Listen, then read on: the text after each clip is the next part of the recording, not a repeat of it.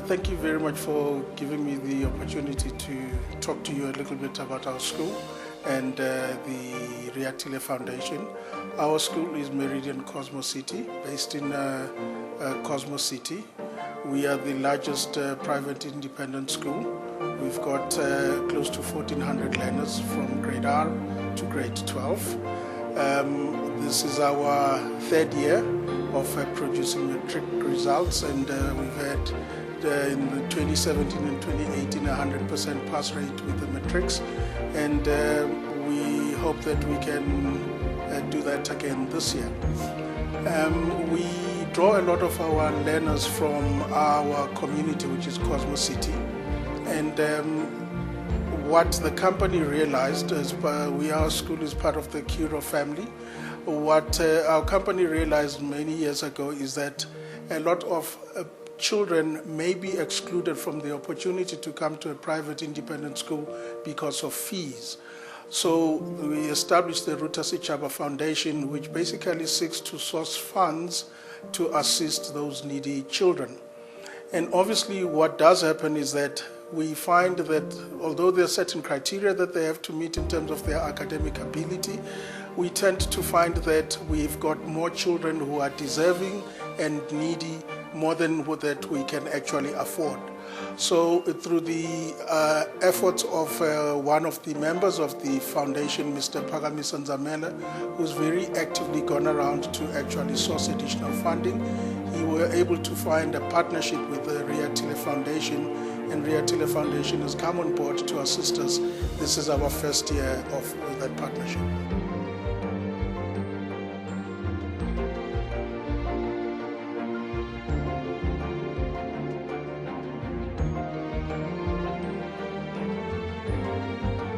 Great. Obviously, we are looking for children who have academic ability, good academic potential. They must at least achieve at least 65% in their performance. This would be in subjects such as mathematics and English.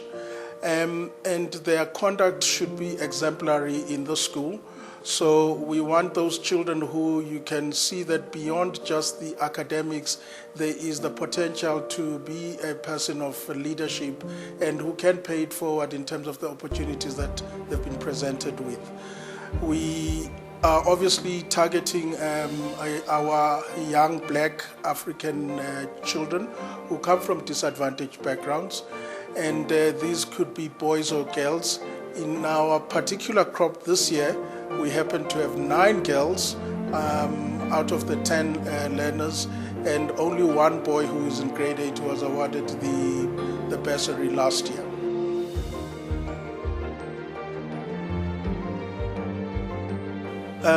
Quite true. Being the Mandela week or month, if you want to call it that, I think for a lot of the children what was powerful is that they are not having their personal circumstance and backgrounds define who they are and where they can go. Despite a very trying circumstance in which they come from, they remain very resilient, they were willing to persevere. For them, with those challenges, actually they use them as stepping stones to actually set them apart from others. And I think for a lot of them, they also realize that each time they reach a particular summit, they realize that, as Mandela says, that there is much bigger mountains to climb and achieve. And I think it's a very fitting day that today we have this particular meeting, because it brings all of that together to say that South Africa is on a very good footing to become one of the best countries in the globe.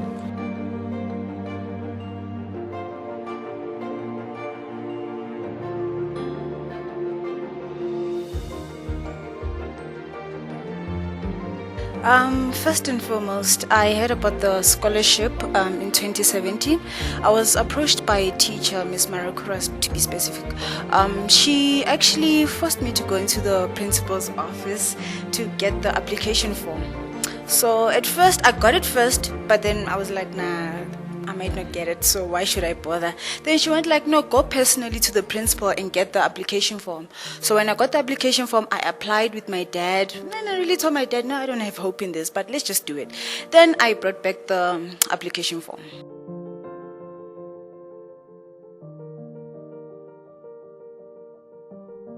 Well, we received the feedback the year after. In 2018, January, Miss Catherine Peary called me into her office, sorry. Then she notified me and she said, tell your dad that you got a scholarship. And she actually called him in the office. So yeah, my dad was really, really proud. And he didn't expect it as well, because I was like, no, I'm so doubtful of this thing. But at the end of the day, here I am.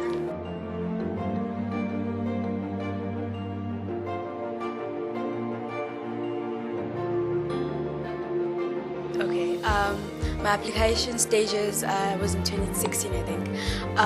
My teacher, Miss Soke, she's the one who was like, I must apply. And I wasn't really sure about it, but I went for it and I applied for the Reatile Foundation Scholarship. And my marks then, they were actually very good. And she was like, she likes what I see and she thinks I can really make something of it.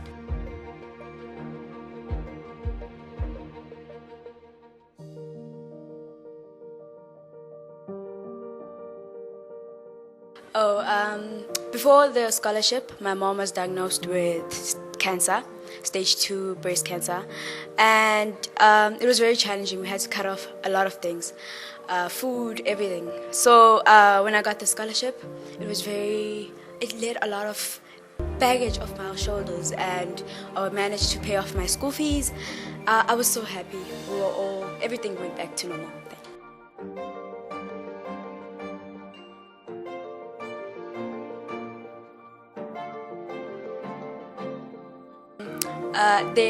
I was so inspired by everything that they were doing for me.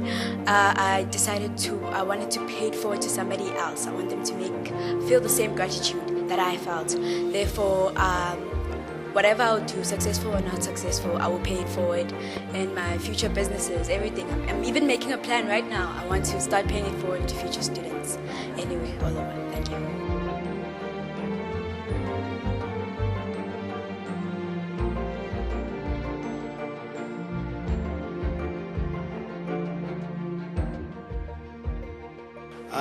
I grew up in Valco. It was an average township living, like any other township. But because of my academic excellence at the time, I had the opportunity to finish and matriculate at St. Martin's. It was through the sacrifice, mainly of my mother at the time. And I was fortunate enough, once leaving St. Martin's, to get a bursary with SASO and qualified as a chemical engineer at UCT. It's through that one day I vowed that, I want to be able to use the intellect that God gave me to impact those less fortunate than me. I had always had a dream of starting my own business. After several years in corporate, I decided to start Reatile Group. And part of the ethos of starting Reatile Group, right from the beginning, we set up the Reatile Foundation. It was a shareholder in fact of 10%. But when you start a business is so cash hungry. We never declared dividends for probably 4 or 5 years. And then I became a bit disillusioned with that idea to say, look, the foundation and the impact and the social ills are not waiting for us to be successful and financially strong. We have to do something now. So we converted the whole equity and shareholding and bought it back and put money into the foundation. And through the company philosophy and ethos, it helped that I'm one of the founding shareholders and a majority shareholder. We've contributed 3% of our profit after tax towards the foundation. So we established the foundation right from the beginning, but once we transformed the transaction at the foundation and bought it back, that was around 2010, we then started to do what is called in South Africa corporate social investment. At that time, I have to say, we were working haphazardly on each project that comes through the door and everything and all that. But over the years, my PA, Davy, who had just walked through the door, moved to be the full-time administrator of the foundation. So this is after the company had significantly grown, and she expressed a desire to actually impact more on this. If I'm the father of Reatile Group, she's probably the mother and the soul of the company. And we sat through and said, how do we want to actually do this? It was then through a discussion amongst our various businesses that we decided that each business must nominate a person who had a passion for social investment, so that they, the employees of Reatile Group, can come and actually find the projects. And so what we decided in our foundation, due to limited budgets, because really the impact is, we live in a country where the opportunity to impact is so big. We decided to focus on education and to focus on black girls, especially those that really come out of desperate situations. So what we do as the foundation is partly is education, and you've seen this via Curo. We also do, I think it's called SSP for the high-level private schools. We also do UJ bursary. We have 30 students in the university who are doing, call it science and more scientific engineering related thing. Thanks for the bias, present company considering. So the next thing then was to identify the Curos of this world. That took a bit of time. We had a lot of trial and error projects where we would go to a school, fix a ceiling, do this, come back 6 months later, it's gone. And then we move somewhere else to try and impact. Until we found that, you cannot fill a bucket with water if it continues to have a leak.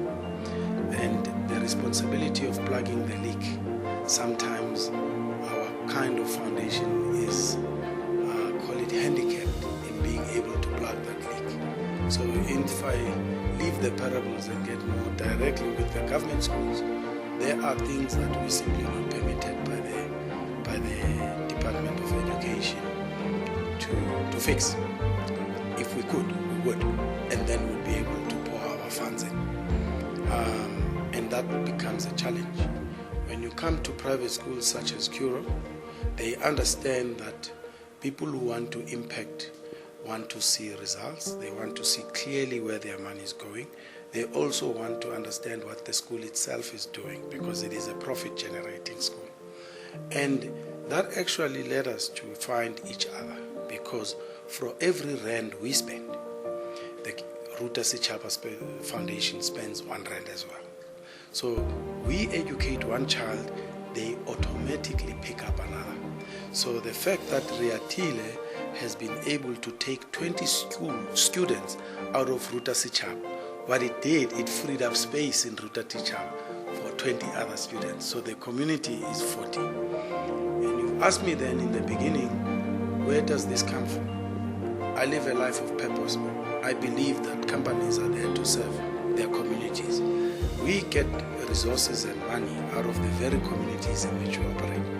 We are temporary custodians of that capital, the money. It's not ours. What should be happening is that governments should be taxing it and distributing it fairly across all the others in order to do that. But our system is broken and it is inept. So it's left then to conscientious leaders to be able to do that. And so the company, when you start a company and you make profits, you get rewarded in more ways than you can ever dream of. Unfortunately, we all need to realize that you can only be in one car and in one house. There's no need for you to have 10, 12 or 15. There is far greater need to pull such students that are in dire situation and bring them and give them hope, and also create the future leaders of today that understand the quality of giving and what it is to have unconditional love, where you give when you don't even know the person, you don't know their circumstance. You give because it is what is human, and that's what I believe in.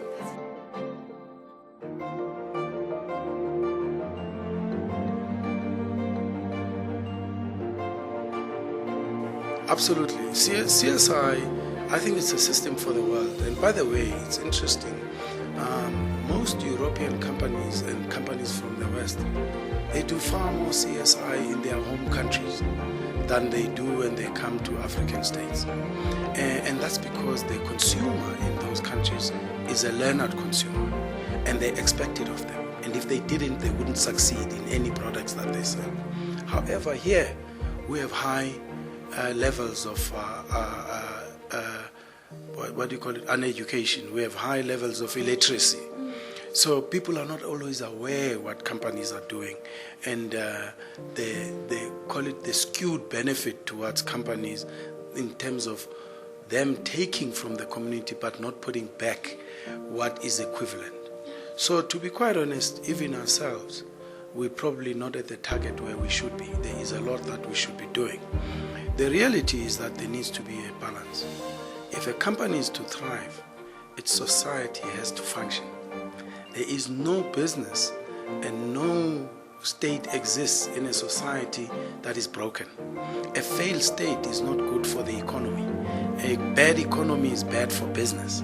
So we all need each other. So yes, call it at some level, we reinvest from a corporate social investment, not only from a conscientious point of view because it's there as well, but also because it is absolutely from a business point of view, it makes sense.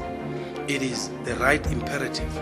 And ultimately when you die, you don't take bags of cash with you. So you get measured, in my view, by what you have achieved with it, whilst you temporarily had the space to be able to occupy that position that allowed you to do something with it. So I'm only a custodian of that money for a very short period of time. And in that short period of time, what am I going to do with that responsibility? And this is what these projects are the projects that bring the soul to our own, and the face to our own humanity.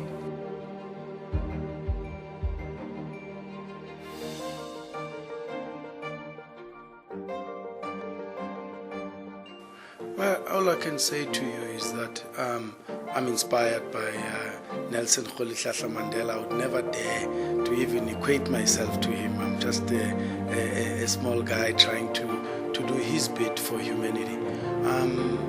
I think that to change the course of the world and to take the course of history, you don't need a mob. You need a few people who can inspire. Because if I can stand up here and inspire, one day maybe I'll inspire enough of people to be able to cause a revolution. And I'm not talking about a revolution of power. I'm talking about a revolution where we all decide to make poverty, social inequality, injustice our public enemy number one throughout the world, and actually have humanity for each other, and actually realize that what counts is not just about you, it's about the next person. Rolihlahla understood when he said that here is a child of a miner that can become a mine boss through education. Mother Teresa said that, if you do good, you get criticized.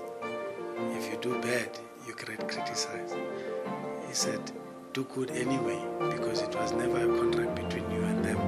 It was a contract between you and your God. So doing good is innate in us, and it is an expression of true love when you help thy neighbor. I believe that was also the philosophy of Jesus Christ, is to love thy neighbor as you love yourself. So how do you stay in a beautiful mansion when you know that it's raining, it's pouring rain in somebody else's land, and that just doesn't touch you at any point in time?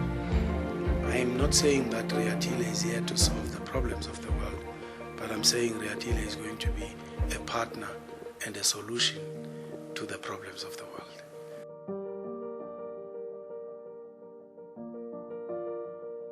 Sure. So I'll take it back to 2016. You will know that Meridian is part of Curo. It's managed by the Curo Schools Group. So Curo is 56% owned by PSG. PSG owns your Capitec, your Pioneer Foods. You'll see some of their brands in the shop. In 2016, PSG, through a trust, said we need to give to black children attending Curo schools. So they took aside money, millions, and they said, guys at Curo, start the Ruta Sichaba Foundation. They said, come up with a name, build a framework. So we decided we're going to call it the Ruta Sichaba Foundation, which means educating or teaching the nation. Started off in 2016, took in applications. 2017 was our first academic year. We had 114 children. Then we grew. 2018, we had over 200 children, 250. Then Reatile came and they said, we want to partner with Ruta Sichaba. Would you be able to provide 20 bright children? So we did that. Now the amazing thing about the relationship with Reatile is that when they took over 20 children that were on the Ruta Sichaba Foundation, Ruta Sichaba was able to go and touch 20 other children elsewhere. So you can imagine them coming with with funding for 20 children, but it unlocks 40 in total here.